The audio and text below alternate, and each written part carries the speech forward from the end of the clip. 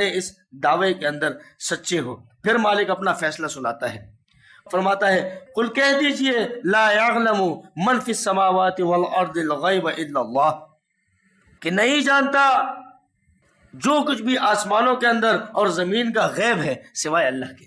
اللہ کے علاوہ زمین اور آسمان کی غیب کی باتیں کوئی نہیں جانتا۔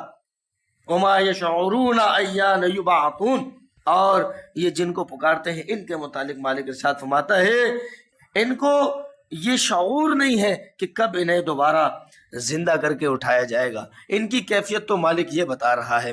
آج بڑے افسوس کی بات ہے کہ اللہ کے علاوہ اور لوگوں کو پکارا جاتا ہے، ان سے مدد مانگی جاتی ہے اور ان کے متعلق عقیدہ رکھا جاتا ہے کہ یہ ہمارے نفع نقصان کے مالک ہے۔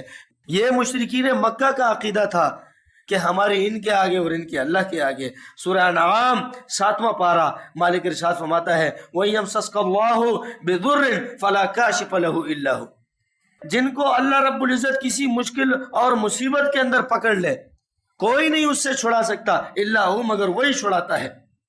وَيَمْسَسْكَ بِخَيْرٍ فَهُوَ عَلَى كُلِّ شَيْءٍ قَدِيرٌ، اور جس کے متعلق خیر کا ارادہ کرے فَهُوَ عَلَى كُلِّ شَيْءٍ قَدِيرٌ، تو وہ ہر چیز کے اوپر قادر ہے۔ اور سورہ یونس 11واں پارہ مالک ارشاد فرماتا ہے وَيَمْسَسْكَ اللَّهُ بِضُرٍّ فَلَا كَاشِفَ لَهُ إِلَّا هُوَ وَإِن يُرِدْكَ بِخَيْرٍ فَلَا رَادَّ لِفَضْلِهِ۔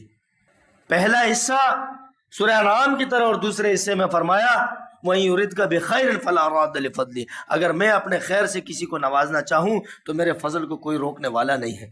اور انہیں پکارنا کیسا ہے اللہ کے علاوہ جن کو یہ پکارتے ہیں، سورہ الرعد کے حوالے سے آپ کو واضح کر دیا کہ ان کو پکارنا ایسا ہے جیسے کوئی دور سے پانی کو پکارتا ہے کہ وہ اس کے منہ تک آ جائے، جو کہ کبھی ہو نہیں سکتا ایسا۔